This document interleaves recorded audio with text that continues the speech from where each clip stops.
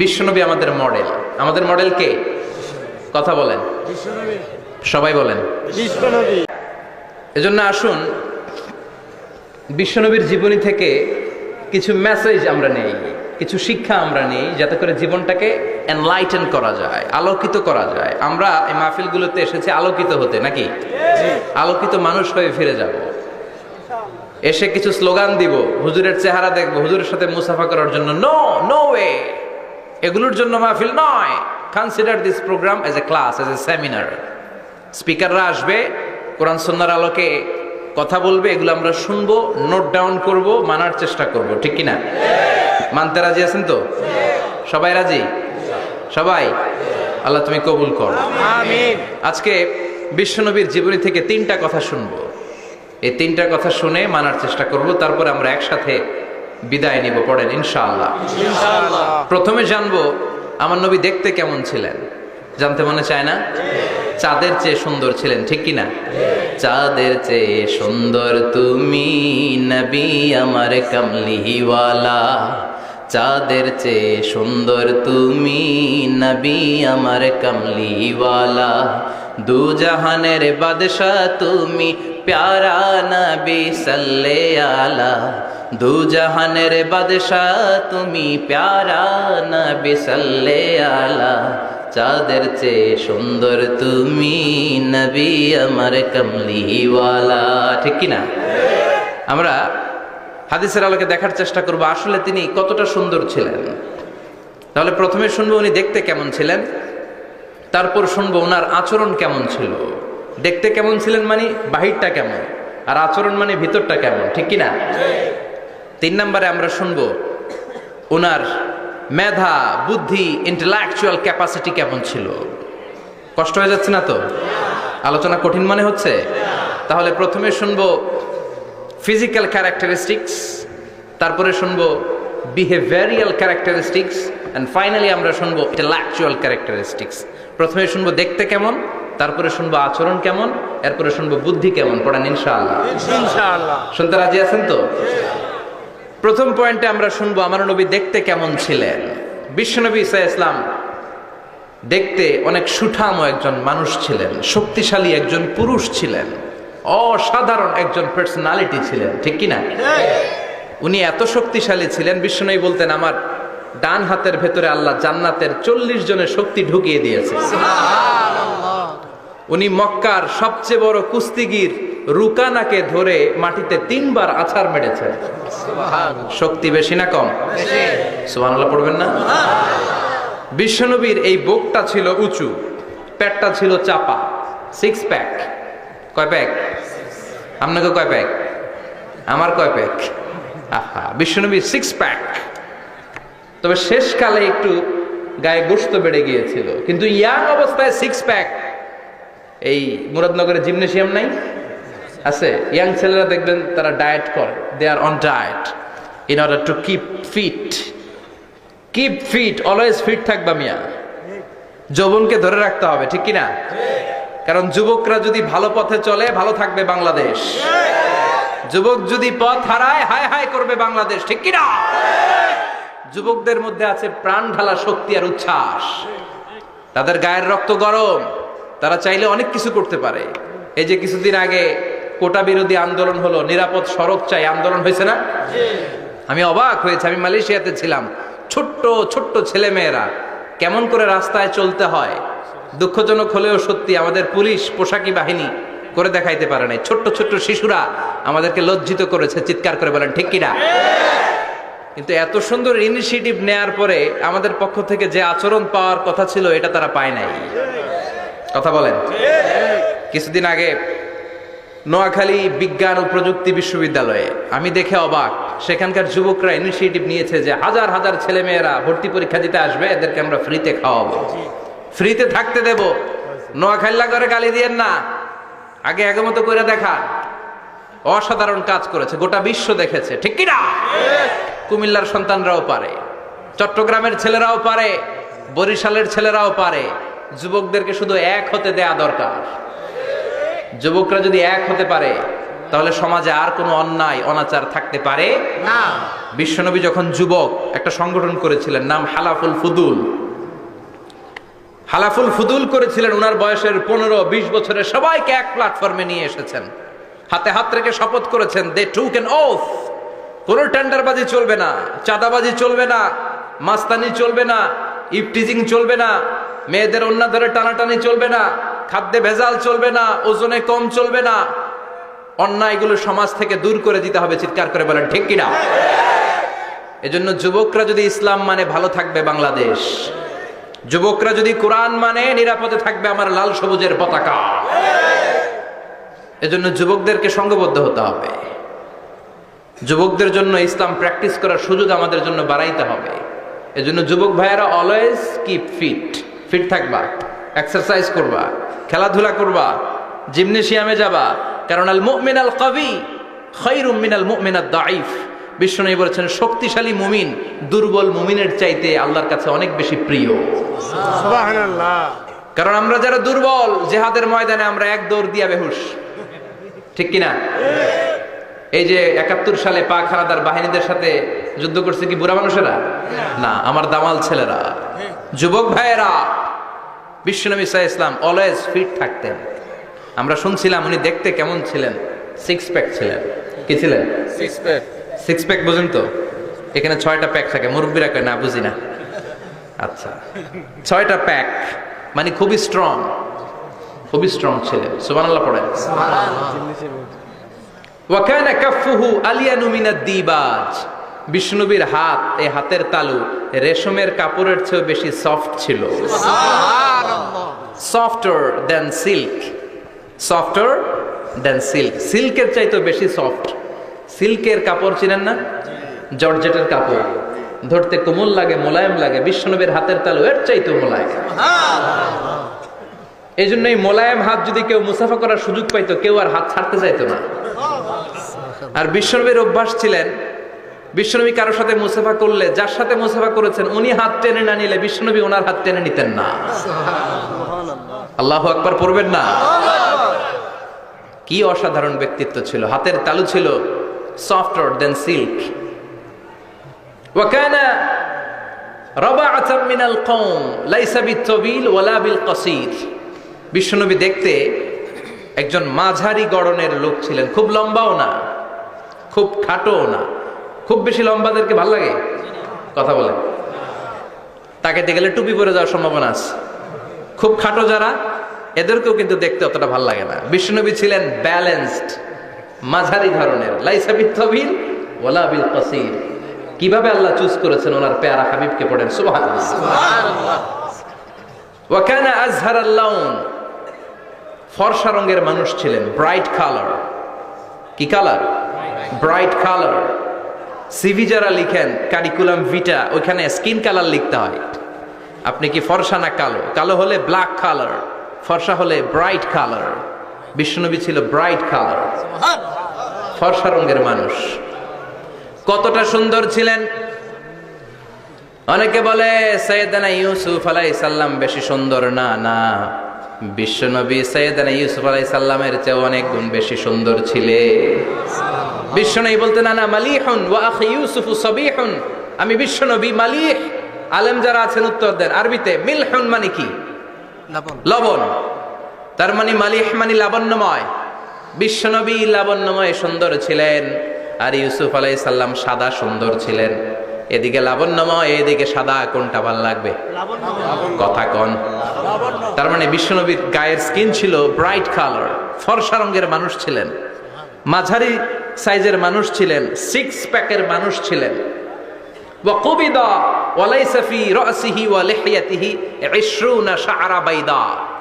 ইন্তেকালের আগে দাড়ি আর চুল মিলে 20টা দাড়ি চুলের বেশি পাকে নাই। সুবহানাল্লাহ পড়বেন না? দাড়ি আর চুল মিলে মোট পাক ছিল কয়টা? অনেকে বলে হুজুর স্বপ্নের ব্যাখ্যা দেন। কি স্বপ্ন দেখেছেন? তিনি বললেন আমি স্বপ্নে দেখেছি একজন লোক আল্লাহ রাসূলের কবর থেকে উঠে এসেছে। তাই নাকি? উনি জানতে চাচ্ছে যে এটা আল্লাহ রাসূল কিনা। আমি বললাম চেহারা কেমন দেখেছেন? বলে হুজুর আমি দেখলাম ধবধবে সাদা দাড়ি, ধবধবে সাদা চুল। তার মানে উনি কি আল্লাহ রাসূলকে দেখেছে? না, আল্লাহ রাসূলের ধবধবে সাদা চুল ছিল না, ধবধবে সাদা দাড়ি ছিল না। এতেকালের আগে দাড়ি আর চুল মিলে পাকছিল কয়টা? কোম্পানিগঞ্জের ভাইয়েরা মনে থাকবে? দাড়ি আর চুল মিলে পেকেছিল কয়টা? কেমন করে পাকবে? উনি তো জাইতুনের তেল মালিশ করতেন। সুবহানাল্লাহ। এজন্য আল্লাহ কসম করে বললেন, ওয়াত্তিনি ওয়াজ-জাইতুনি ওয়া তুরি সিনিন ওয়া হাদাল বালাদিল আমিন। তিন ফলের কসম, জাইতুনের কসম। এই তিন জাইতুন যারা খাবে তাদের দাড়ি চুল সহজে পাকবে না। জাইতুন চিনেন? Olive oil. জলপাই আছে না, আরব দেশের জলপাইকে বলে জাইতুন। তাম্বুতু বিদ্দিহিনি ওয়া সিবগিল লিল আকিলিন। এটার অনেক কাজ। এটা খাওয়া যায়, মালিশ করা যায়, আবার এই জাইতুনের ডাল ভেঙে মেসওয়াকও করা যায়। বলেন ঠিক কিনা? বিশ্বনবী বলতেন, নি'মা সিওয়াকিয়া জাইতুন। জাইতুনের ডালের মেসওয়াক কতই না চমৎকার মেসওয়াক। ফাইন্নাহা সিওয়াকি ওয়া সিওয়াকুল আম্বিয়া মিন ক্বাবলি। কেননা জাইতুনের ডাল আমার মেসওয়াক, আর আমার আগে যত নবী দুনিয়া এসেছে সব নবীরা জাইতুনের ডাল দিয়ে মেসওয়াক করেছে। সুবহানাল্লাহ। এই জাইতুনের তেল আপনার বাজারে পাবেন। অলিভ অয়েল বলে জিজ্ঞেস করলেই দিয়ে দিবে। কি অয়েল? এটা দাড়িতে মাখলে দাড়ি পাকে না, দেরিতে পাকে। চামড়ায় লাগালে ম্যাসেজ করলে চামড়ার ভাঁজগুলো পড়বে না, আপনার স্কিন সুন্দর থাকবে। বিশ্বনবী এটা মাখতেন। এজন্য দাড়ি আর চুল তেমন একটা পাকে নাই। আওয়াজ করে পড়তে হবে আল্লাহু আকবার। আল্লাহু আকবার। তুলুশ শাআর ইলা শাহমাতাইল উযুন। এবার শুনি বিশ্বনবীর চুল কেমন ছিল। বিশ্বনবীর চুল মাঝে মাঝে এই কানের লতি বরাবর আসতো। ইলা শাহমাতাইল উযুন মানে বড় চুল রাখতেন। হেয়ার কাটটা ছিল লং হেয়ার কাট। মাঝে মাঝে কানের লতির মাঝামাঝি, আর কখনো কখনো কাঁধ বরাবর। ইলাল মানকিবাইন, তিন সিস্টেমে রাখতেন। কানের মাঝ, কানের লতি, কাঁধ বরাবর। ইয়াংরা মহা খুশি যে বড় চুল রাখার দলিল পাইছে। সুন্নতের নিয়তে রাখতে হবে। একটা ভদ্র কাটিং হইতে হবে।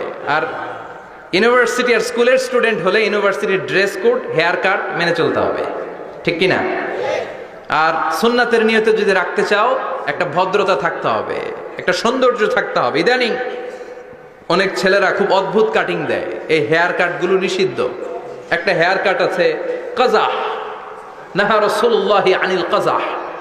বিশ্বনবী কাজাহ কাটিং দিতে নিষেধ করেছেন। কাজাহ মানে চুলের কিছু অংশ ট্রিম করে চামড়ার সাথে লাগানো, কিছু অংশ বড় বড়, এরকম আছে না নাই? এটারে আমি বলি ঘোড়া কাটিং। কি কাটিং? ঘোড়া কাটিং।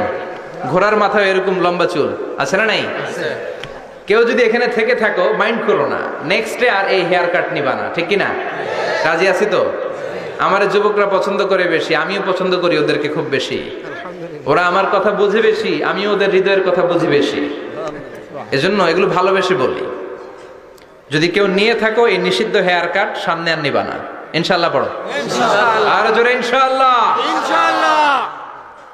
ওয়া কানা ইউফাররিকু বাইনা শা'রি। চুলের মাঝখানে বিশ্বনবী সিতি করতেন। আপনারা কাজী নজরুল ইসলামের ছবি দেখেছেন?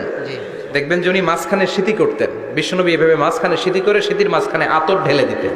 সুবহানাল্লাহ। কেন ঢেলে দিতেন? যেখানেই সেজদা দিতেন ওই জায়গায় আতরের ঘ্রাণে আমুদ হয়ে যেত। আরিদুস সদর, বুকটা ছিল প্রশস্ত। ওয়া কানা বাইনা কাতিফাইহি খাতামুন নবুওয়া, আর পিঠের মধ্যে কাজিররিল হাজালা, কবুতরের ডিমের মতো একটা মাহরুন নবুওয়া ছিল। উনি যে শেষ নবী, উনি যে প্রফেট, দ্য লাস্ট মেসেঞ্জার, এটা প্রমাণ আল্লাহ সিল মেরা দিছে। বাম দিকের কাঁধে, ডান দিকে না। কোন দিকে? সাহাবারা যারা এটা দেখেছেন তারা বলেছেন যে আমরা দেখেছি এর মধ্যে কিছু চুলও ছিল, একটু লালচে ছিল, একটু উঁচু ছিল। একদিন বিশ্বনবী বললেন, বান্দার কোনো হক আল্লাহ কোনোদিন ছেড়ে দেয় না। আল্লাহর হক আল্লাহ মাফ করে, বান্দার হকের মাফ নাই। যদিও আমি নবী, আমার উপর যদি কোনো হক থাকে বলো, আমি দিয়ে দেব।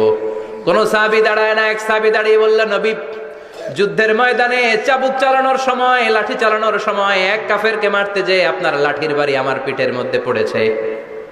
আপনি যেহেতু এই কেসাসটা আদায় করতে চান, আপনার পিঠে আমি লাঠির বাড়ি মেরে এটারে শোধবোধ করে দিতে চাই।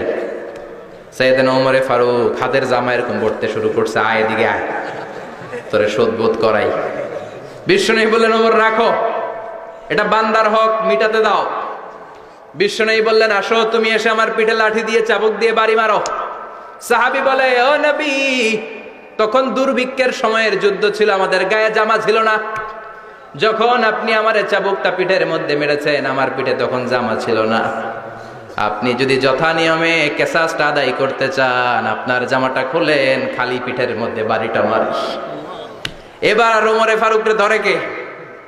এদিকে আয় তোরে দেখাইতেছি। বিশ্বনবী বললেন, ও ওমর থামো, মারতে দাও। বিশ্বনবী উনার জুব্বাটা উপরের দিকে উঠালেন, পিঠের মধ্যে বাড়ি দেওয়ার জন্য ওই সাহাবীকে ডাকলেন। ওই সাহাবী বিশ্বনবীকে পিছন দিক থেকে জড়িয়ে ধরে ওই মোহরে নবুয়তের মধ্যে চুমু দিয়ে ফেলেছে। সাহাবী বললেন, নবী গো, এই নাটক করার জন্য আপনি আমারে মাফ করে দিয়েন। আপনি বিশ্বনবী, উদম গায়ে আপনারে দেখা যায় না, খালি গায়ে আপনারে দেখা যায় না। শুনেছি আপনার পিঠের মধ্যে মোহরে নবুয়ত আছে। অনেক দিনের সাধনা, জল্পনা কল্পনা, আপনার মোহরে নবুয়তে আমার ঠোঁটটা আমি লাগাবো।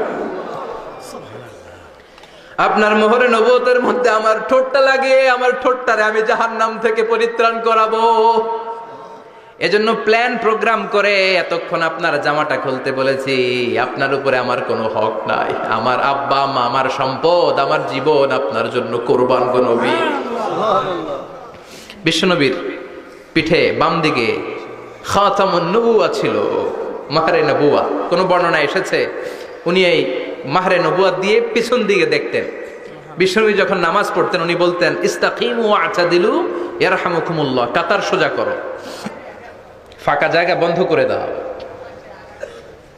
কারণ আমি সামনে যেমনি দেখি পেছনেও তেমনি দেখি। অনেকে বলেন বিশ্বনবী পেছনে দেখতেন এই মাহরে নবুয়তের জায়গাটা দিয়ে। এটা ছিল বিশ্বনবীর behind CC camera, behind close circuit camera. আল্লাহু আকবার।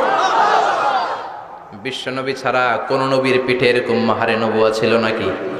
কথা বলেন। এজন্য ওই নবীরে গালি দিলে সহ্য হয়? কথা বলেন, সহ্য হয়? আবিয়াদুল ইবতাইন, বগল ছিল শুভ্র সাদা। আমাদের বগল কি সাদা? দুর্গন্ধ, কুৎসিত, কালো, তাই না? বিশ্বনবীরটা কালো? কথা কম, শুভ্র সাদা। আমরা দোয়া করি এভাবে। বিশ্বনবী মাঝে মাঝে দোয়া করতে করতে বৃষ্টির জন্য যখন দোয়া চাইতেন, আরাফার ময়দানে যখন দোয়া চাইতেন, দোয়া করতে করতে হাতটারে উপরের দিকে করতেন। সবাই এরকম হাত তোলেন, সবাই হাত তোলেন। বিশ্বনবী মাঝে মাঝে আবেগের চোটে এইখান থেকে হাতটা এই জায়গায় নিয়ে যেতেন। সুবহানাল্লাহ। বিশ্বনবী যখন হাত আবেগের চোটে উপরের দিকে উঠাতেন, বিশ্বনবীর বগল দেখা যেত। সাহাবারা বলতেন, হাত্তা ইয়ারা বায়াদু ইবতাইহি, এই সুযোগে আমরা দেখতাম ওনার বগলটা ধবধবে সাদা, কোনো দাগ ছিল না। মুস্তাওয়াল জাবিন, প্রশস্ত ললাট ছিল। আসাম্মুল আনফ, খাড়া নাক ছিল। বিশ্বনবীর নাক কিন্তু বোচা ছিল না। এরকম চারটা নাকরে আপনারা কোম্পানিগঞ্জে কি বলেন? চাকমা? কি নাক? হ্যাঁ, বুসা। নাক বুসা বা বোচা। বিশ্বনবীর নাক এই চাকমা স্টাইলে নাক ছিল না, খাড়া ছিল, খাড়া নাক ছিল। সুবহানাল্লাহ পড়ো। মুফাল্লিজুল আসনান, দাঁতগুলো ছিল পরিপাটি। বিশ্বনবীর দাঁতের দিকে তাকালে, বিশ্বনবীর হাসির দিকে তাকালে মনে হতো হাসিতে যেন মুক্তা ঝরে। বিশ্বনবী দেখতে কেমন ছিল আন্দাজ পাচ্ছেন না মোটামুটি? এই চমৎকার দেহটা নিয়ে যখন আয়নার সামনে দাঁড়াতেন, বিশ্বনবী জোস জোস পোজ দিতেন না। এখনকার ছেলেপেলেরা বলে আয়নার সামনে দাঁড়াইয়া দেই জোস জোস পোজ, আছে না নাই? বিশ্বনবী জোস জোস পোজ দিতেন না। বিশ্বনবী আয়নার সামনে দাঁড়িয়ে বলতেন, আল্লাহুম্মা হাসানতা খালকি ফাহসিন খুলুকি। ও আল্লাহ, আমার চেহারাটা যেমনি আপনি সুন্দর বানিয়েছেন, আমার হৃদয়টারেও সুন্দর করে দেন। What a attitude, what an attitude! কি অ্যাটিটিউড ছিল ওনার!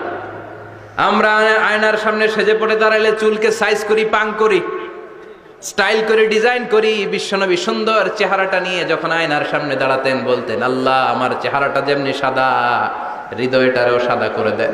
কিছু মানুষ আছে চেহারা সাদা, হৃদয় কালো, আছে না নাই? কিছু মানুষ আছে চেহারাটা কুচকুচে কালো, অন্তরটা সাদা, এমন মানুষও আছে না নাই? বিশ্বনবীর ভেতরও সাদা বাহিরও সাদা, সুবহানাল্লাহ। সুবহানাল্লাহ। আর এই সুন্দর সাদা দেহ নিয়ে আয়নায় দাঁড়িয়ে পড়তেন, আল্লাহ চেহারা যেমনি সুন্দর চরিত্রটাও সুন্দর করে দেয়। এজন্য আয়নার সামনে দাঁড়িয়ে এই দোয়ার দরকার আছে না নাই? পড়তে রাজি আছেন? মনে থাকবে না মাহফিল শেষ ভুলে যাবেন? মনে থাকবে? আয়নার সামনে আপনি যখন দাঁড়াবেন, আপনার স্ত্রী যখন দাঁড়াবে, আপনার বাচ্চারা যখন দাঁড়াবে, বলে দিবেন বাবা আয়নার সামনে দাঁড়ানোর দোয়া পড়ো। কত অসাধারণ দোয়া!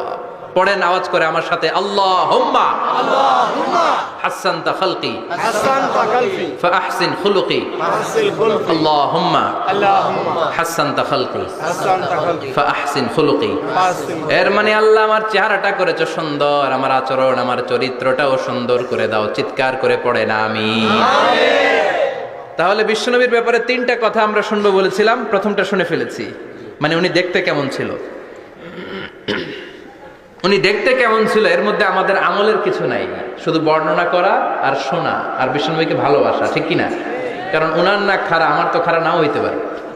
উনি সুন্দর, আমি তো শ্যামলা হইতে পারি, কারণ এটা আল্লাহর দেয়া পরীক্ষা, ঠিক কিনা?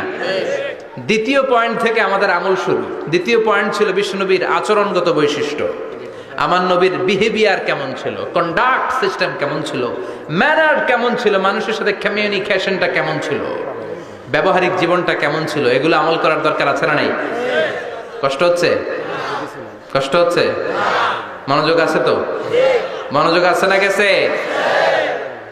আমরা এবার শুনবো বিশ্বনবীর আচরণ কেমন ছিল। বিশ্বনবী যখন রাস্তা দিয়ে হাঁটতেন, ইয়ামশি হাউনান, বিনয়ের সাথে হাঁটতেন। ইয়ামশি হাউনান, রহমানের বান্দারাও বিনয়ের সাথে রাস্তা দিয়ে হাঁটে, ঠিক কিনা? وعباد الرحمن الذين يمشون على الأرض هونا وإذا خاطبهم الجاهلون قالوا سلاما। রহমানের বান্দারা যখন রাস্তা দিয়ে হাঁটে, বিনয়ের সাথে হাঁটে, তারা অহংকার প্রদর্শন করে না, মানুষের সাথে বিনয়ের সাথে রাস্তা দিয়ে হাঁটে। এজন্য রাস্তা দিয়ে যখন হাঁটবো বিনয়ের সাথে হাঁটবো। রাজি আছেন তো? নাকি অহংকার প্রদর্শন করে হাঁটবেন? বিশেষ করে যুবকেরা, ৩-৪ জন যুবক একসাথে হলে রাস্তায় ওদের আর কারো হুঁশ জ্ঞান থাকে না, পুরো দুনিয়াটাই মনে হয় দুনিয়াটাই আমার, আছে না নাই? না, মুরব্বীকেও সম্মান করবা, মহিলাদেরকে সম্মান করবা, তোমার জায়গায় তুমি হাঁটবা, ভদ্রভাবে হাঁটবা। ভদ্রভাবে হাঁটার দরকার আছে না নাই? উনি মুরব্বী, একদিন উনিও তোমার মতো যুবক ছিল, ঠিক কিনা? এই যে আমার কালো দাড়ি আজীবন কালো থাকবে? কথা বলেন। উনার সাদা দাড়ি ছোটবেলায় মনে সাদা দাড়ি নিয়ে আসছিল না? হ্যাঁ, উনিও একদিন তাগড়া যুবক ছিল। উনিও কোম্পানিগঞ্জ বাজারে দাঁড়ালে লোকজন তাকিয়ে থাকতো, ঠিক কিনা? তার মানে রং ধরা যৌবন জং ধরে শেষ। যৌবন সব সময় থাকে না, সার্টেন একটা পিরিয়ডের জন্য আল্লাহ দিয়েছে। এজন্য যুবক ভাইরা, তোমাদের রক্ত গরম, তোমাদেরকে বিনয়ী হতে হবে বেশি, ঠিক কিনা? রাজি আছো তো সবাই? বিশ্বনবী বিনয়ের সাথে হাঁটতেন। ওয়াকানা ইয়াতাবাসসাম, সবসময় মুচকি হাসতেন। কি করতেন? মুচকি হাসেন তো আপনারা? হাসেন না? মুচকি হাসবেন, কারণ মুচকি হাসতে পয়সা লাগে না। লাগে? মুচকি হাসি দেন তো একটা। এই যে সবার এখন মুচকি হাসি, পয়সা লাগছে? কথা কর। তাবাসসুমুকা ফি ওয়াজহি আখিকা সাদাকা, you would smile to your brother, it's a charity. তুমি তোমার ভাইয়ের দিকে তাকিয়ে যে মুচকি হাসবে, এত সদকা দেওয়ার সওয়াব হয়ে যাবে। সুবহানাল্লাহ। বিশ্বনবী সব সময় মুচকি হাসতেন। হাসি 3 ধরনের, তাবাসসুম, দিহক, কাহকাহা। কাহকাহা মানে অট্ট হাসি, আলিফ লাইলার দত্তরা যেমন হাসি দেয় ওই হাসি। এটা নামাজের মধ্যে কেউ দিলে নামাজও শেষ, ওযুও শেষ। আর দিহক, হালকা আওয়াজে হাসি, সামান্য দাঁত দেখা যায় মাঝে মাঝে। বিশ্বনবী মজা করে এরকম হাসি দিতেন, কিন্তু সব সময় বিশ্বনবীর ঠোঁটের মধ্যে মুচকি হাসি লেগেই থাকতো। তাহলে আমরা বিনয়ের সাথে হাঁটবো, নাম্বার 1। নাম্বার 2, সবসময় মুচকি হাসবো। রাজি আছেন? ঘরে যেই স্ত্রীকে একটা মুচকি হাসি দিবেন, আজকে রাতেই দিবেন, যেই একটা মুচকি হাসি। রাজি আছেন? হ্যাঁ, ভালোবাসা বাড়াই দিবে কে? কথা কয় না। ভালোবাসার কথা আসলে আওয়াজ কমে যায়। ভালোবাসার কথাও কোরআনে আছে না নাই? আল্লাহু আকবার। আল্লাহ দাম্পত্য জীবনের ভালোবাসা তুমি বাড়িয়ে দাও, আমিন। ইযা ইলতাফাতা ইলতাফাতা জামিআন। এই 2-1 জন ওঠা বসা করতেছে কেন? হাজত আছে, ওঠা বসা করা যাবে না, বসেন। আর অল্প কয়েক মিনিট কথা বলবো। এখানে তো অনেক বিশৃঙ্খল, আমি তো বলতেছি না কিছু, অনেক বিশৃঙ্খল হয়ে গেছে মাহফিলটা। ওঠা বসা করা যাবে না, বসেন। 2-4 মিনিট কথা বলে আমরা একসাথে বিদায় নিব, কারণ এই মাহফিলগুলোর একটা সৌন্দর্য আছে। আপনি ওঠা বসা করলে সৌন্দর্যটা নষ্ট হয়। আপনি কি মনে করছেন শুধু এই মিডিয়া কর্মীরাই ভিডিও করে, ফেরেশতাদের ভিডিও নাই? আছে। ওয়া কুল্লা শাইইন আহসাইনাহু ফি ইমামিম মুবিন। ফেরেশতাদের ভিডিও ক্যামেরার নাম ইমামুম মুবিন। সুবহানাল্লাহ পড়েন। এই ইমামুম মুবিন নামক ক্যামকর্ডার, এটা দিয়ে তারা রেকর্ড করে নিয়ে যায়। এজন্য ওঠা বসা করলে এটা সুন্দর লাগবে। কথা বলেন। আর উঠবেন কেউ? আর কয়েক মিনিট কথা বলবো, আমরা কেউ উঠবো না ইনশাআল্লাহ। পড়েন ইযাল তাফাতা ইলতাফাতা জামিআন। বিশ্বনবীর যদি ডানে বায়ে কোথাও তাকানোর দরকার হতো, উনি আর চোখে তাকাতেন না। অনেকে এইভাবে বসে আছে, ডানে এমনে তাকায়, এমনে আছে না নাই? এইভাবে এমনে তাকায়, আচ্ছা না নাই? এভাবে তাকানো যাবে না। বিশ্বনবী ডানে তাকানোর দরকার হলে ইলতাফাতা জামিআন, অ্যাবাউট টার্ন, ঘুরে যেতেন, ঘুরে এইভাবে তাকাতেন। আবার বায়ে তাকানোর দরকার হলে বুকটা নিয়ে, শরীরটা নিয়ে ঘুরে যেতেন, এইভাবে তাকাতেন। সুবহানাল্লাহ পড়বেন না? আর চোখে তাকানো কি ভালো স্বভাব? বিশ্বনবী ইদাল তাফাতা ইলতাফাতা জামিআন, যেদিকে তাকাবেন ওদিকে ফুললি মনোনিবেশ করতেন, তারপরে তাকাতেন। সুবহানাল্লাহ পড়েন। ওয়া কানা মুস্তাহিয়ান, লাজুক ছিলেন, বেশ লাজুক। এখন সমাজে লাজুকতা নাই, লাজ শরম আমরা হারাতে বসেছি, ঠিক কিনা? বিশ্বনবী আসাদ্দু হায়াআন মিনাল আযরা ফি খিদ্রিহা, যেই মেয়েদের বিয়ে হয় নাই, এমন ভার্জিন নারী, কুমারী নারী যারা পর্দার ভেতরে অনেক লাজুক হয়ে বসে থাকে, বিশ্বনবী পর্দার আড়ালে ওই কুমারী নারীদের চাইতেও বেশি লাজুক ছিলেন। এত লাজুক ছিলেন, এত লাজুক ছিলেন, লজ্জা পেলে চেহারাটা বিশ্বনবী লাল হয়ে যেত। ছোট্টবেলায় হালিমাতুস সাদিয়ার বাড়িতে যখন দুধ খেতে গিয়েছিলেন, বিশ্বনবীর দুধমা হালিমাতুস সাদিয়া বলে, এই কুরাইশি মোহাম্মদ ছেলেটাকে কখনো কাঁদতে দেখি নাই। ক্ষুধা লাগলেও কাঁদে না, ব্যথা পেলেও কাঁদে না, শুধু লজ্জাস্থানের জায়গা থেকে কাপড়টা একটু সরে গেলে ছোট্ট মোহাম্মদ চিৎকার দিয়ে ওঠে। কি বোঝে সে? ক্ষুধা লাগলেও কাঁদতো না, ব্যথা পেলেও কাঁদতো না, লজ্জাস্থানের জায়গা থেকে কাপড় সরে গেলে বিশ্বনবী চিৎকার দিয়ে উঠতেন। সুবহানাল্লাহ পড়ে। এজন্য লজ্জা শরমের দরকার আছে না নাই? ইযা লাম তাস্তাহি ফাসনা মা শি'তা, যদি লজ্জা শরম না থাকে, যা মন চায় তাই করতে পারো। এটা আমাদের বাংলাদেশে ব্যাপক। লাজ শরম কিচ্ছু নাই, যে যেটার যোগ্য না সে সেইটা করতে যায়, ঠিক কিনা? এই যে হিরো আলমের মনোনয়ন নিয়ে টানাটানি, কোনো লজ্জা শরম আছে? আমার যোগ্যতা থাকতে হবে না? আমাকে রাজনীতি জানতে হবে না? আমাকে যদি আজকে বলে মিজানুর রহমান আজহারী আপনি অনেক কোয়ালিফাইড লোক, আপনি কালকেই দেশের প্রধানমন্ত্রী, আমি ওই জায়গায় বেহুশ, কারণ আমার নাই কোনো রাজনৈতিক জ্ঞান, নাই কোনো ডিপ্লোম্যাটিক জ্ঞান, নাই কোনো কূটনৈতিক জ্ঞান, এই কাজ আমার নয়। এজন্য লাজুকতার বড় দরকার। যেখানে যার বসা দরকার সে সেখানে যাবে। কিয়ামতের আগে যেই লোক যেই চেয়ারে বসার দরকার ওই লোক ওই চেয়ারে বসবে না। এটা হলো কিয়ামতের আলামত। জোরে কোন ঠিক কিনা? সভাপতি হওয়ার যোগ্যতা নাই, সভাপতি হয়, আছে না নাই? আছে। সেক্রেটারি হওয়ার যোগ্যতা নাই, সেক্রেটারি হয়, এরকম সমাজে আছে না নাই? নেতা হওয়ার যোগ্যতা নাই, নেতা হয়, আছে না নাই? সবগুলো কিয়ামতের আলামত। আমার বিশ্বনবী এমন লাজুক ছিলেন, বিশ্বনবীর মতো এমন লাজুক নবী আর কেউ ছিল নাকি? কথা বলেন।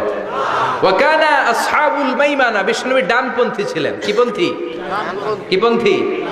মুষ্টিবদ্ধ ডান হাতটাকে এরকম উপরের দিকে করেন আর চিৎকার করে বলেন, বিশ্বনবী কোন পন্থী ছিল? আমরা কোন পন্থী? জান্নাতে কারা ঢুকবে? কোন বামপন্থীর স্থান জান্নাতের ভেতরে হবে? চিৎকার করে বলেন, কোন নাস্তিক জান্নাতে ঢুকতে পারবে? এজন্য নবীদের মতো ডানপন্থী হতে হবে। যেরকম ঠিক কিনা? বিশ্বনবী সব ভালো কাজগুলো ডান দিক দিয়ে করতে পছন্দ করতেন। জামা পরলে ডান দিক দিয়ে, খাবার বিতরণ করলে ডান দিক দিয়ে, মুসাফা করা শুরু করলে ডান দিক দিয়ে, ডান দিক দিয়ে ভালো কাজ বিশ্বনবী পছন্দ করতেন। সুবহানাল্লাহ পড়েন। আসহাবুল মাইমানা, বিশ্বনবী মেহমানদারি করতে পছন্দ করতেন। আমরা করি তো? মেহমানদারি করান? মেহমান ঘরে আসলে ভালো লাগে? খারাপ লাগে কার কার দেখি? সবার ভালো লাগে, কিন্তু আমরা অনেকে খুশি হই না। মেহমান আসলে নাখোশ হই, নিজে খাইতে পাই না। মেহমান আইছে কে? খাওয়ামু করতে, খাওন নাই, যেন ও খাওন বানাইছে। খাওয়ান পাঠায় কে? আল্লাহ। রিজিক দেয় কে? আল্লাহ। গোটা বিশ্বের সবাই মিলে আমরা একটা চাল বানাতে পারবো নাকি? ও মিয়া চাইনিজ চাউল না, চাইনিজ ডিম না, ওগুলো সবাই পারে, ঠিক কিনা? আল্লাহর বানানো ন্যাচারাল চাল, গাছের মধ্যে হওয়া যেই চাল, ধান আল্লাহ তৈরি করেছে, এরকম ধান, এরকম একটা পেয়ারা, এরকম ছোট্ট একটা কমলার টুকরা গোটা বিশ্বের সবাই মিলে বানাতে পারে নাকি? এজন্য রিজিকের মালিক কে? মেহমান আপনার রিজিকে ভাগ বসাতে আসে না, সে তো তার রিজিক নিয়ে আসে, সে আরো এসে আপনার রিজিকে বরকত ঢুকিয়ে দিয়ে যায়। চিল্লা এখন ঠিক কিনা? কারণ আমরা বরকতে বিশ্বাসী। বরকত বিশ্বাস করেন? 5 লাখ টাকা মাসে কামায়, ডাইন হাতে বা হাতে, আছে না নাই? হালাল হারাম ইচ্ছা মতো কামায়, মাস শেষে কিচ্ছু থাকে না, এরকম ডাকাইত আছে না নাই? হসপিটালের একটা বিল পরিশোধ করতে 3 লাখ চলে যায়, ঋণের বোঝায় জর্জরিত, রাতে ঘুম নাই, তার মানে বরকত নাই। আরেকজনের বেতন 20,000, কয় হাজার? বাড়ি ভাড়া 6,000, বাজার খরচ 6,000, ছেলে মেয়ের স্কুলের বেতন 6,000, বেড়ায় দান করে আরো 1,000, আরো থাকে 1000। সুবহানাল্লাহ পড়েন। সুবহানাল্লাহ। দিস ইজ কল্ড বারাকা। 20,000-এর বেতনের ভেতরে বারাকা ছিল, 5 লক্ষ ইনকাম, 1 টাকাও নাই, ঠিক কিনা? এজন্য কোটি টাকার মালিক দেখলে মনে করবেন না অনেক সুখ। এই দুনিয়ার জীবনটা ধোঁকা, মোহাচ্ছন্ন হয়ে আছি আমরা, এটা ধোঁকা, এটা মরিচিকা, এটা চাকচিক্যময় একটা জায়গা।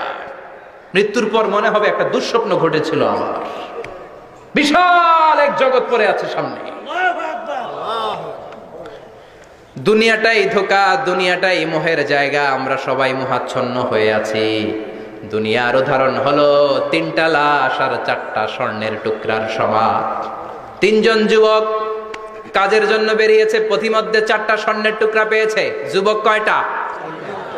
স্বর্ণ পাইছে কয়টা? মহা খুশি, খুশিতে বাকবাকুম, 4টা স্বর্ণের বড় বড় টুকরা পেয়েছে। আমরা আজীবন খেলে বসে খেয়ে যেতে পারবো, কিচ্ছু লাগবে না আমাদের।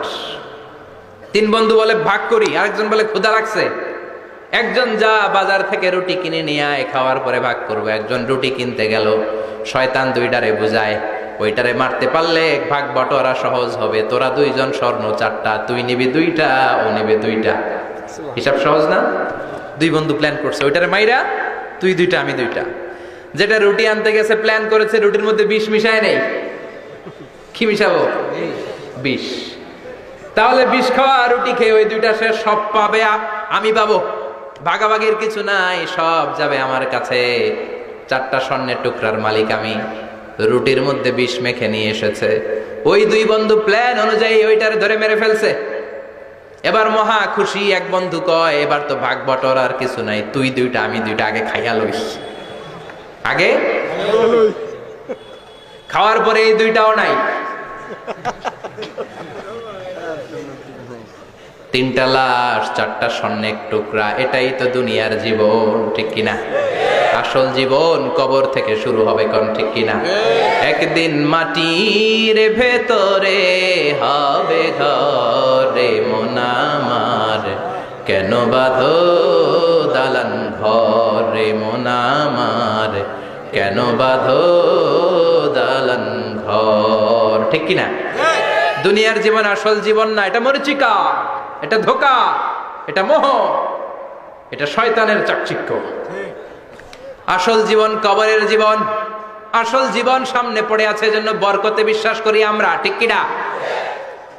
ল্যান্ড ক্রুজার দাপিয়ে বেড়ায়, বড় বড় টাওয়ারের মালিক, অনেক সম্পদের মালিক, এটা দেখেই মনে করবেন না অনেক সুখে আছে, ঘরে যেয়ে দেখেন কোনো সুখ নাই, ঠিক কিনা?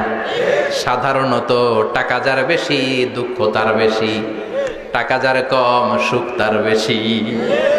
সুবহানাল্লাহ পড়েন। সুবহানাল্লাহ। আল কানাআতু মিনাল ইসলাম। এজন্য আমার শ্রমিক ভাইয়েরা, আপনাদের এক পা জান্নাতে এমনি ঢুকে আছে। নামাজ পড়বেন, মা বাবার খেদমত করবেন, ইসলামের নিয়মগুলো মানবেন, 2য় পাটাও জান্নাতে ঢুকায় দিবে কে? আল্লাহ। আর যারা কোটি কোটি টাকার পাহাড় বানিয়েছে, ওদের হিসাবের ফিরিস্তি অনেক বড়। বিশাল বাড়ির মালিক, ল্যান্ড ক্রুজার চালায়, সাবরোলেট চালায়, পোরশে, ফারারে, ল্যাম্বরগিনি চালায়, আছে না নাই? ঘরে সুখ নাই, রাতে ঘুম নাই, টেনশন আর টেনশন, 4টা ট্যাবলেট খেয়ে আধা ঘন্টা ঘুমাতে পারে না, এরকম ধনী আছে না নাই? সব ধনীরা আবার এক পাল্লায় মাইবেন না। হালাল পন্থায় মাথার ঘাম পায়ে ফেলে যেই ধনী ব্যবসায়ীরা বড় লোক হয়েছে, ওদের ঘরে ঠিকই শান্তি আছে। তার মানে টাকা যার বেশি, ওষুধ তার বেশি, কিচ্ছু খেতে পারে না। দেখবেন ধনীদের খাবারের ডায়েটে থাকে ভেজিটেবলস আইটেম, ঠিক কিনা? এমনি হজম হয় না, আবার ডাক্তারের কাছে গেলে বলে কিচ্ছু খাবেন না, খালি ঘাস খাবেন। কি খাবেন? মানে ভেজিটেবল খাবেন, সবজি খাবেন তো সুস্থ থাকবেন। আছে না নাই? ঘুম নাই, শান্তি নাই। এই যে কোম্পানিগঞ্জ বাজারের যারা কুলি মজুর শ্রমিক, এদের ঘুমে ঝামেলা আছে? কথা বলেন। ধনী পয়সাওয়ালা কোটিপতি, সে ঘুমের ট্যাবলেট খায়। ঘুমের জন্য যে ট্যাবলেট লাগে রিক্সাওয়ালা ওইটাই জানে না, ঠিক কিনা? 1000 কোটি টাকার মালিক হলে বাড়ি কিনা যায়, গাড়ি কিনা যায়, সুখ কিনা যায় না। কোম্পানিগঞ্জ বাজারে সুখ বিক্রি হয় এমন দোকান আছে নাকি? কথা কন, একটাও নাই। কি করলেন আপনারা? সুখের দোকান দিতে পারলেন না? কি আজীব তামাশা। টাকা দিয়ে সুখ কিনা যায় না, গাড়ি কিনা যায়, বাড়ি কিনা যায়, কিন্তু সুখ নো ওয়ে, কেনা যায় না। টাকা হলে জাজিম কিনা যায়, বালিশ কিনা যায়, ঘুম কিনা যায় না। ঘুম কিনা যায়? ফার্মেসিতে ডাক্তারের কাছে যে যদি বলেন 2000 টাকার ঘুম দেন, দিবে? ডাক্তার কি বলবে? দূর মিয়া, আমারই ঘুম আসে না, তোমারে আমি ঘুম বিক্রি করবো। আচ্ছা না নাই? শ্রমিক ভাই, রিক্সাওয়ালাদের ঘুমের ঝামেলা নাই। যেখানে রাই তো এখানে, যেখানে রাই তো এখানেই কাই। ওর মাথা লাগতে দেরি বিছানায়, নাক ডাকতে দেরি হয়? ওর নাকের ডাকের আওয়াজে ট্রাকের ইঞ্জিনও ফেল, ঠিক কিনা? এজন্য আমরা বরকতে বিশ্বাসী। অল্প খাবো, অল্প পড়বো, অল্প জমাবো, অল্পের ভেতর বরকত দিয়েছে কে? এজন্য মেহমান আসলে বিশ্বনবী খুশি হতেন, আমরাও মেহমান আসলে খুশি হব। রাজি আছি না নাই? সবাই রাজি? মেহমানদারি করাবেন তো? এরপরে বিশ্বনবী ইনসাফ করতেন। কি করতেন? ইনসাফ করতেন। বিচার করার সময় বিশ্বনবী ইনসাফ করতেন। গোটা বিশ্বকে ইনসাফ শিখিয়েছেন বিশ্বনবী। আমাদের দেশেও তো ইনসাফ হয় না? হাইকোর্টে, সুপ্রিম কোর্টে, গ্রাম্য সালিশে আছে? আছে? আহা, আহকামুল হাকিমিনের দরবারে সবগুলো বিচার আবার বসবে। চিল্লায় বলেন ঠিক কিনা? অমিয়া দুনিয়াতে বিচারপতি বিচারের রায় দেয়, ওই বিচারপতিরও বিচার আছে না নাই? সবচেয়ে বড় বিচারপতির নাম কি? বিশ্বনবী ইনসাফ করে গোটা বিশ্বকে দেখিয়ে গেলেন কেমন করে বিচার করতে হয়। বিশ্বনবীর কাছে কখনো বিচার আসলে বিশ্বনবী দুই পক্ষের কথা শুনে রায় দিতেন। পড়েন সুবহানাল্লাহ। সব সময় দুই পক্ষের কথা শুনে রায়। এখন কি দুই পক্ষকে সমান প্রিভিলেজ দেয়া হয়? কথা বলেন। কারণ কোরআন দিয়ে বিচার হয় না। কোরআন দিয়ে বিচার হোক আমরা চাই কি চাই না? আমার সংসদ ভবনের ভেতরে কোরআনের আইন দিয়ে সংসদ ভবন কায়েম হোক আমরা চাই কি চাই না? সেনাবাহিনীর ভেতরে দরবার হলগুলোতে যখন আলোচনা বসে কোরআন মাঝখানে থাকবে, চিল্লায় বলেন ঠিক কিনা? দেশের সবগুলো ক্যান্টনমেন্টের ভেতরে কোরআন থাকার দরকার আছে না নাই? সবগুলো আদালতের ভেতরে কোরআন থাকার দরকার আছে না নাই? কোরআনের আইন অনুযায়ী আমার দেশের সব নিয়ম কানুন চলবে আমরা চাই কি চাই না? এই কোরআনের আইনের বিরুদ্ধে যদি কোনো আইন পাশ করা হয়, আমরা ওই আইনের বিরুদ্ধে চিৎকার করে বলেন ঠিক কিনা? আমরা এই কোরআনের জন্য সব বাজি রাখতে রাজি আছি। আমরা জীবন বাজি রাখতে রাজি আছি। আমরা দেহের তাজা রক্ত বিলিয়ে দিতে রাজি আছি। জোরে বলেন ঠিক কিনা? কোরআনের জন্য কে কে ময়দানে থাকতে রাজি আছেন? হাত উঁচু করে আল্লাহর দেখা।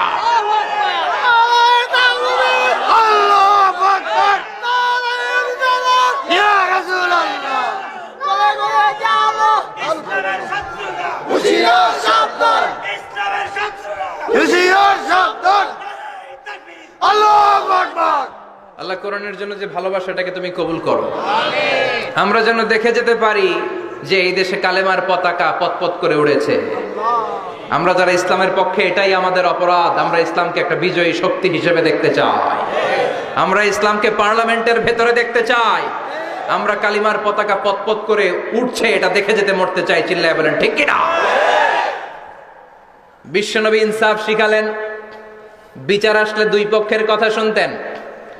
বিশ্বনবীর স্ত্রী সাউদা এসে বলে, নবী, আমি আপনার কুমারী বউ আয়েশার ঘরে তরকারি নিয়ে গিয়েছিলাম, ঝোল নিয়ে গিয়েছিলাম, কোন বর্ণনায় পায়েস নিয়ে গিয়েছিলাম।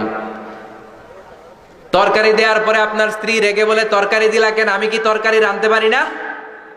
আনলা কেন? রাগের চোটে তরকারির ঝোল নিয়ে, পায়েস নিয়ে আমার গালের মধ্যে মাখিয়ে দিয়েছে আপনার বউ। আপনি তো শ্রেষ্ঠ বিচারক, কোন বিচার করে দেন। দুই বউয়ের মধ্যে ঝগড়া আছে না নাই? বিশ্বনবী সাউদার কথা শুনলেন, মা আয়েশাকে ডেকে পাঠালেন। মা আয়েশারে বললেন, ও আয়েশা, আসলে এমনটা করেছো নাকি?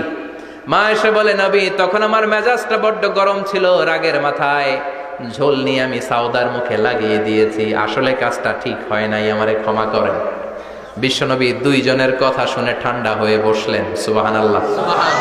একজনের কথা শুনে রায় দেয় নাই, ঠিক কি না? দুইজনের কথা শুনে বিশ্বনবী বললেন, আমার আদালতের রায় হচ্ছে কিসাস, টিট ফর ট্যাট। যেমন করেছো তেমন, ঘুষি মারলে ঘুষি, গুতা মারলে গুতা, ঠেলা মারলে ঠেলা, আছে না নাই? সাউদাকে যেমনি তুমি পায়েস মাখিয়ে দিয়েছ, সাউদাও পায়েসের বাটি থেকে কিছু পায়েস নিয়ে আয়েশার গালে মাখো। সুবহানাল্লাহ পড়েন।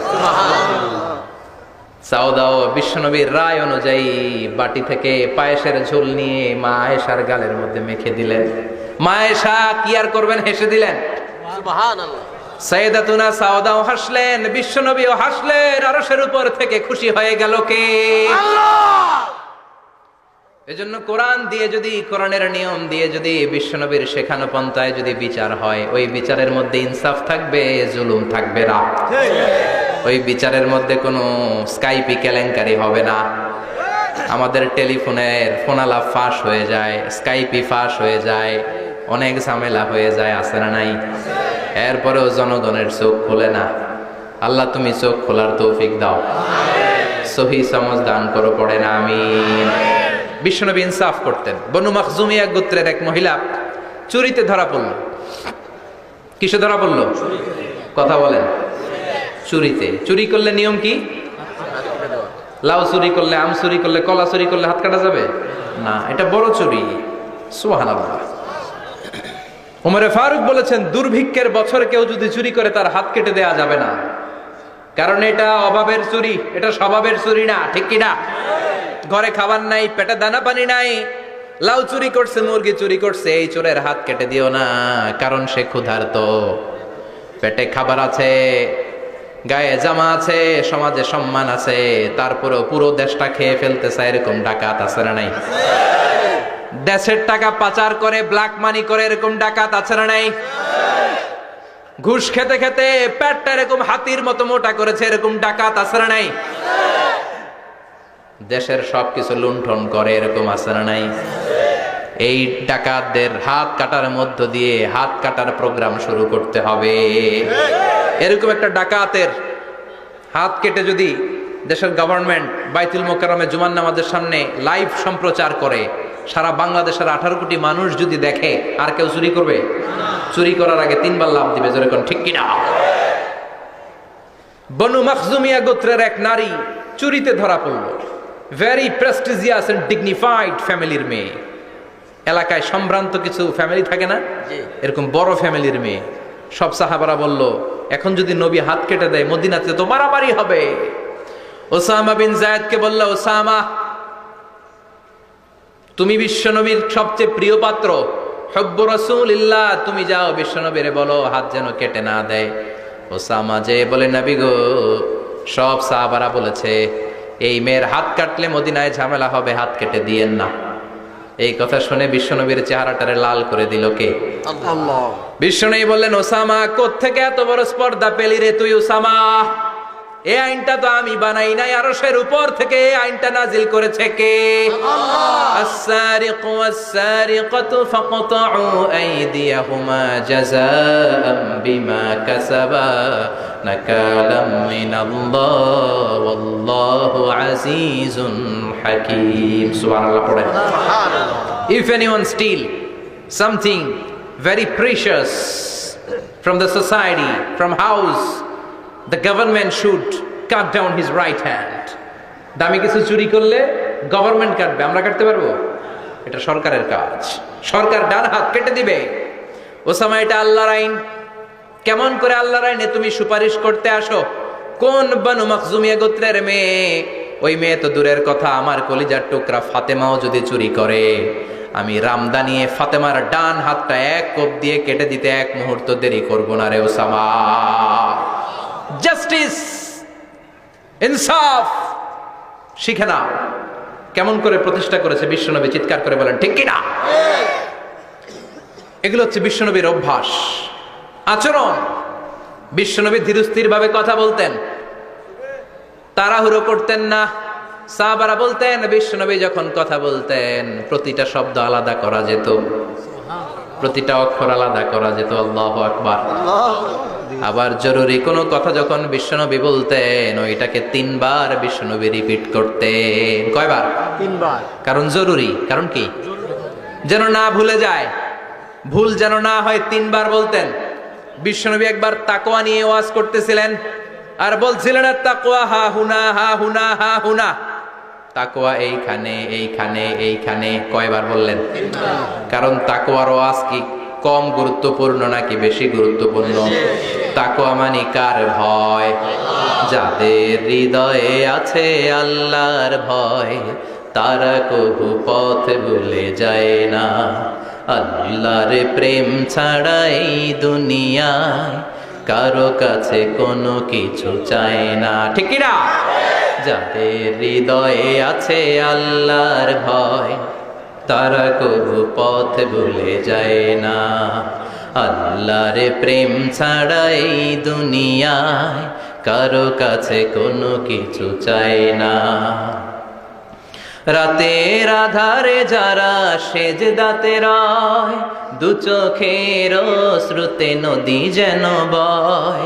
রাতের আধারে যারা সেজদাতে রয় দু চোখের শ্রুতে নদী যেন বয়। ছলনার হাতছানি যতই ডাকুক, ছলনার হাতছানি যতই ডাকুক, পেছনে ফিরেও সে তাকায় না। যাদের হৃদয়ে আছে আল্লাহর ভয় তারা কবু পথ ভুলে যায় না। আল্লাহর প্রেম ছাড়া এই দুনিয়া কারো কাছে কোনো কিছু চায় না। চিৎকার করে বলেন ঠিক কি না? তাকওয়ার ওয়াজ করলেন, তাকওয়া মানে আল্লাহর ভয়। বিষ্ণুই বললেন তাকওয়া হা হুনা, তাকওয়া হা হুনা, তাকওয়া হা হুনা। তাকওয়া এই জায়গায়, তাকওয়া এই জায়গায়, তাকওয়া এই জায়গায়। যেহেতু এটা গুরুত্বপূর্ণ বিষ্ণুনবী 3 বার ইঙ্গিত করে বলেছেন। সুবহানাল্লাহ। বিষ্ণুই বলেন না তাকওয়া হা হুনা, তাকওয়া এইটা। বলেন না তাকওয়া হা হুনা, তাকওয়া এইটা। বলেন না তাকওয়া হা হুনা, তাকওয়া এইটা। জুব্বায় তাকওয়া, দাড়িতে তাকওয়া, টুপিতে তাকওয়া বলে নাই। তাকওয়ার আসল জায়গা হলো হৃদয়। এজন্য যাদের হৃদয়ে আল্লাহর ভয় আছে তারা কোনোদিন পথ হারাতে পারে, তাদেরকে সিরাতুল মুস্তাকিমের উপর দায়েম রাখে কে? কি সুন্দর অভ্যাস ছিল বিশ্বনবীর, মানার দরকার আছে না নাই? বিশ্বনবীর আরেকটা অভ্যাস ছিল, বাসি খাবার খেতেন না। জানেন? বাসি খেতেন না, অল্প খেতেন, কিন্তু যেটা খেতেন ভালোটা খেতেন। অল্প খেতেন কিন্তু যেটা খেতেন ভালো খেতেন। মধু খেতে পছন্দ করতেন, কিন্তু মধুর মধ্যে দুর্গন্ধওয়ালা একটা মধু আছে না, মাগাফির। বুখারীতে লম্বা ঘটনা, ওইদিকে যাব না। এই মাগাফিরের মধু উনি খেতে চাইতেন না। ভালো সুগন্ধিওয়ালা মধু তিনি বিশ্বনবী খেতে পছন্দ করতেন। বিশ্বনবীর খাবারের তালিকায় সবচেয়ে পছন্দনীয় তালিকায় ছিল এই মধু। মধু খেতেন, দুধ খেতেন, খেজুর খেতেন, জব খেতেন, বার্লি খেতেন, ছাগলের বাজুর মাংস খেতে পছন্দ করতেন, সিনার মাংস। সুবহানাল্লাহ কইবেন না? What a choice! কি চয়েস ছিল বিশ্বনবীর! বাজুর মাংস খেতেন। বিশ্বনবী লাউ খেতে পছন্দ করতেন, লাউ। রুম্মান ফল খেতে পছন্দ করতেন, রুম্মান মানে ডালিম। রুম্মান মানে কি? ডালিম। ডালিম খেতে পছন্দ করতেন। মাশরুম খেতে পছন্দ করতেন। সুবহানাল্লাহ পড়ে। মাশরুমের স্যুপ পাওয়া যায় না রেস্টুরেন্টে? বিশ্বনবী বলতেন আল কামআতু মিনাল মান্নি ওয়া মাউহা শিফাউন লিল আইন।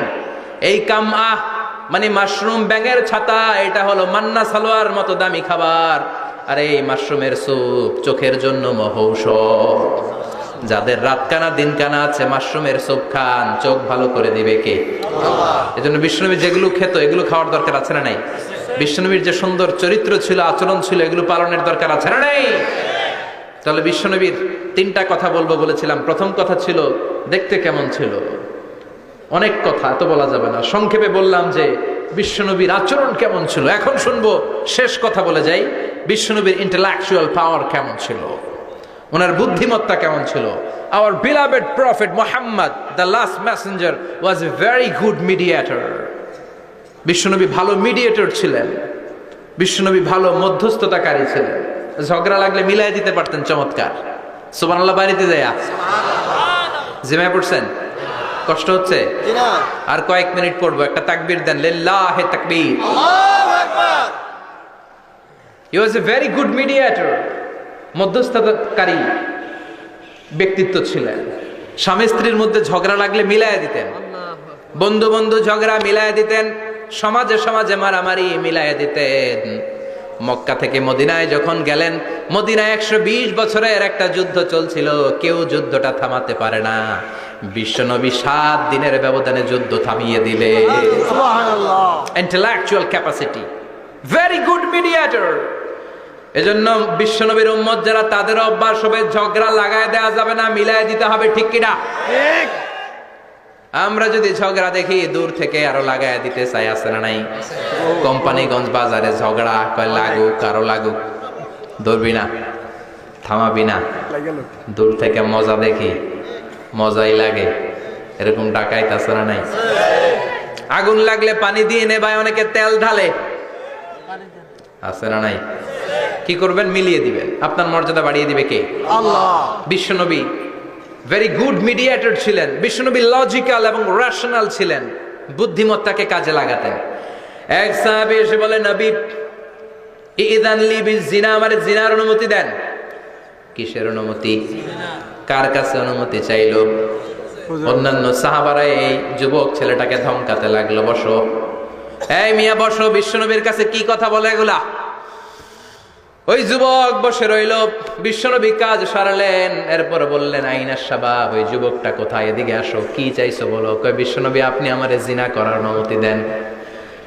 বিশ্বনবী যুবকটারে কাছে ডেকে আনলেন, বললেন, ও যুবক, তোমার ঘরে বোন আছে কিনা? কয় আছে। তোমার বোনের সাথে কোনো পুরুষ জিনা করুক, তোমার কেমন লাগবে? সে বলে, আমি এই পুরুষটারে হত্যা করব। হত্যা করবা? ওকে, ডান। তোমার ঘরে মা আছে কিনা?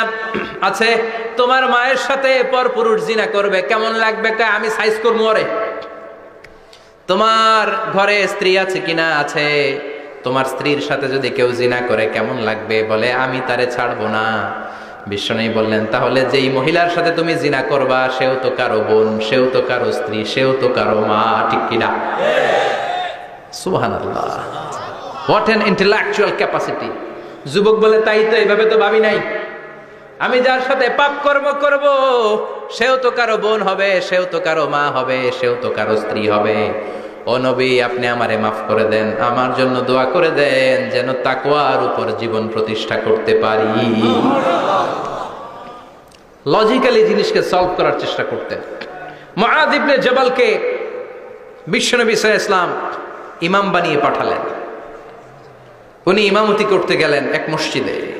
মাগরিবের সালাতে উনি লম্বা কেরাত ধরলেন। এশার নামাজ শুরু করলেন সূরা বাকারা দিয়ে, কোরআনের সবচেয়ে ছোট সূরা। হ্যাঁ, বড়। কত বড়? বিশাল বড়। এখন ওই এলাকার মুসল্লিরা ছিল কৃষক মুসল্লি। এক কৃষক মুসল্লি সাহাবী নামাজের পেছনে দাঁড়ালেন, দেখলেন বাকারা দিয়ে ধরছে, কেরাত শেষ হয় না, আর দাঁড়িয়ে থাকতে পারে না, পায়ে ব্যথা করে, পিঠে ব্যথা করে। কিছুক্ষণ পর রেগে মেগে নামাজ ছেড়ে দিয়ে বারান্দায় নামাজ পড়ে বিশ্বনবীর কাছে বিচার দিতে গেলেন। যে বললেন, নবী এমন ইমাম পাঠাইছেন এশা পরে বাকারা দিয়া। বিশ্বনবীকে সর্বনাশ, মুআয তো ভেজাল লাগাই ফেলতেছে। ডেকে পাঠালেন, সহিহ বুখারীর বর্ণনা। বিশ্বনবী বললেন, মুআয, হোয়াট আর ইউ ডুইং দেয়ার? কি করছো তুমি সেখানে? আফাতানুন আনতা ইয়া মুআয? ও মুআয, তুমি কি ফিতনা বাজাও নাকি? তুমি কি ফিতনা ছড়াচ্ছ নাকি?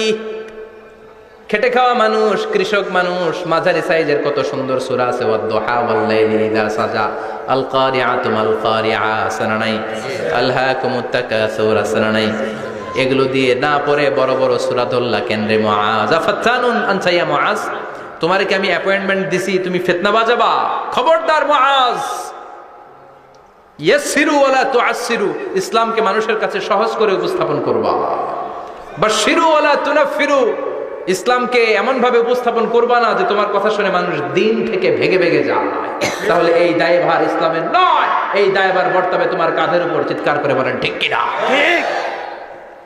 আমাদের মধ্যে অনেকে ইসলামকে অনেক কঠিন করে ফেলে, মানুষকে আশার বাণী শোনায় না, কয় এমনি না পড়লে আপনার বাদ, আপনি বেদাত করছেন, আপনি শিরক করছেন, আপনার কিচ্ছু হবে না।